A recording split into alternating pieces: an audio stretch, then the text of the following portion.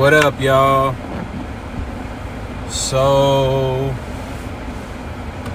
we in here, and let me get.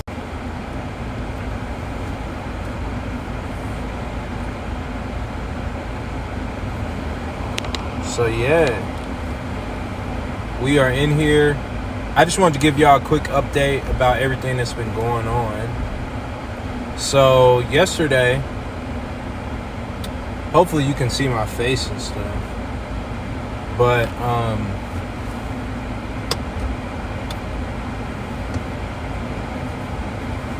what up, King Max? Good to see you, dog.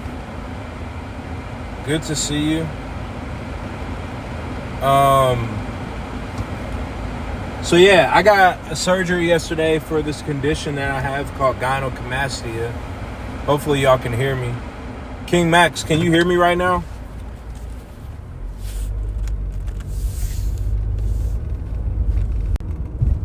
This condition that I have called gynecomastia. Gynecomastia basically makes it so that I have what appears to look like female breasts. You've probably seen a bunch of guys, when you look at their chest, it's like their chest looks like boobs. And apparently it affects like 60% of men in America. Some men have it, and it's not like a super big deal or anything, right? Like,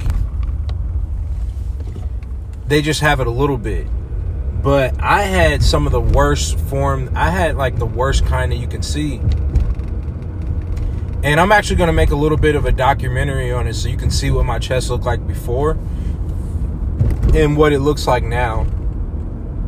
So, you know, the reason I'm sharing this story is because it's really something that has bothered me since I was like younger. I remember when I joined the football team, I was like 11 years old. I was in the 8th grade. Or no, I was in the 8th grade and I was like 12 years old. And I remember, like, for one time we were hanging out after school and we were going to a party. The quarterback of the football team was having a party. And the quarterback for the football team, he lived right by the school. So we were all outside just playing football, and then they were just like, hey, everybody take your shirts off. It was hot outside. And so I took my shirt off, and people just started to make fun of me because, like, my chest, like, my nipples were, like, all puffy and things like that. My chest just, like, looked like it had boobs on it. And I was in, like, great shape, you know? Like, I was only 12 years old. And I remember just getting bullied about that. Like, I would take off my shirt in the locker room, and, like, you know, people would just make fun of me. And it was something that I was always self-conscious about. Like, I'd be that guy to where when you're going swimming, I would wear like a t-shirt when I'm going swimming because I didn't want to show my chest. Hey, congratulations, King Max. He made it to starting punt return. That's so dope. So, like, I'd be like real self-conscious about my chest. Like, you know, like, it really affected me in high school and in college. And I wouldn't want to take my shirt off anywhere. Like, going swimming, nothing like that. Like, it was just, you know, I was just very ashamed of it. And the thing is like, a lot of times, hey, congrats, slot receiver too. You must be a fast dude. So, yeah, I remember even when I got to, I'm 6 feet tall, and I got to 180 pounds, my body fat percentage had to be like 12%, which was pretty low. Maybe 12 to 15%. Still had boobs on my chest. And as I've gotten bigger, that's another reason why I want to lose so much weight. As I've gotten bigger, it's just gotten worse.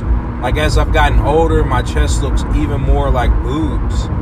And so, you know, like, I just worked really hard, saved up a lot of money, it cost me like $5,000 to do the surgery. What up, Bluey Bingo? So yeah, gynecomastia is something that's always like just affected my self-esteem. Like I remember when I was like, I was in really good shape. Like I looked really muscular and I still had boobs on my chest. And so this is something I've always wanted to take care of. Like my dad has it too. He's always wanted to get the surgery, but he never did. I have cousins who have it. And so, yeah, on last Thursday, it took about 3 hours, and basically they opened up my chest and they took out these things called a mammary gland. It's basically what women have when they have boobs in their chest.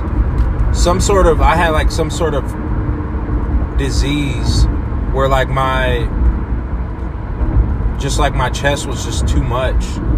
And so, yeah, it took about 3 hours. They did some liposuction and they took out the mammary glands in my chest. So like now I don't have boobs on my chest anymore. And man, I'm just so thankful for it, guys. It's going to take me about 6 months to a year to really heal up.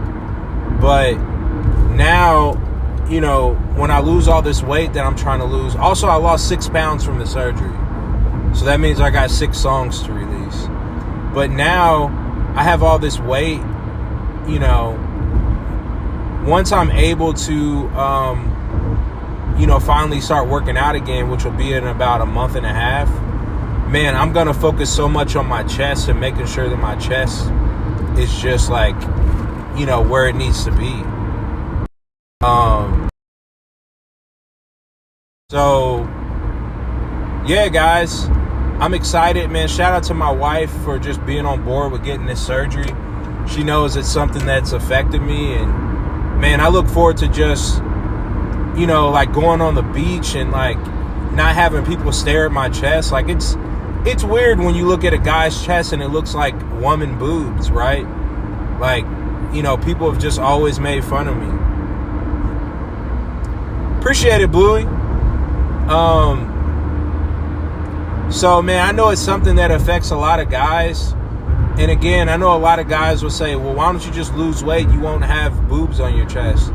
Unfortunately, it wasn't really due to my like weight.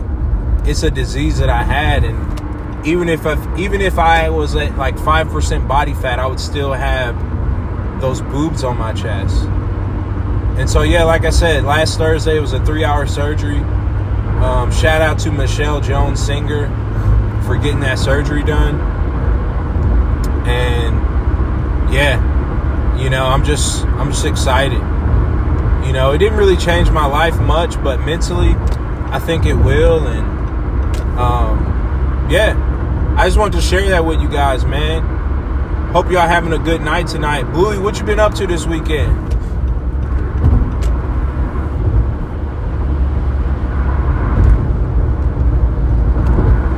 Going in circles, oh, are we there yet? Oh, I'm not tripping that your dad's a racist. I'm just hoping you don't ever let that get between us. Don't let that be the reason.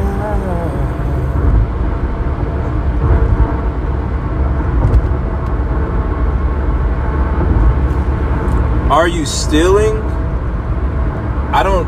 Am I stealing? I don't know what that means. No, I'm not stealing anything. But yeah, guys, so to move on to something that's a little bit more lighthearted. So currently I have 5 monthly listeners on Spotify. And guys, like, it's really my dream to be a full-time musician. So in a year from now, my goal is to have 100,000 monthly listeners on Spotify. And if I can do that, guys, I'll be able to quit my job.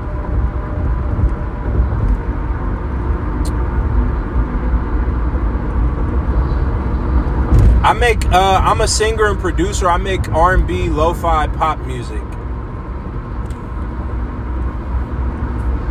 I'll sing something for you. Let's see how you did that. You've opened the door, and now don't hold back. Let's take this as far as we can go. As far as we can go. As far as we can go. As far as we can go. I'm beginning to see you everywhere I go. I wanna know when we'll sing. Yeah, strolling to your cousin, running through my mind like billboards.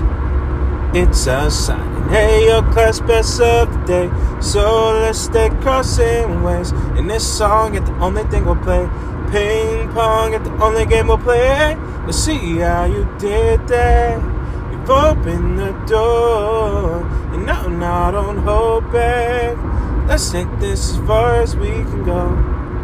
As far as we can go. As far as we can go.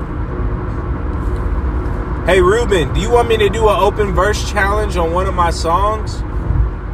Ruben, rap on my song Circles. Do a duet on YouTube. I want to hear you rap. Sound good? I just released the song Circles last week. I want you to rap on the open verse on that. I would love to hear you rap. Do a duet. But hey guys, I love y'all so much. Y'all take it easy. Peace. Bye.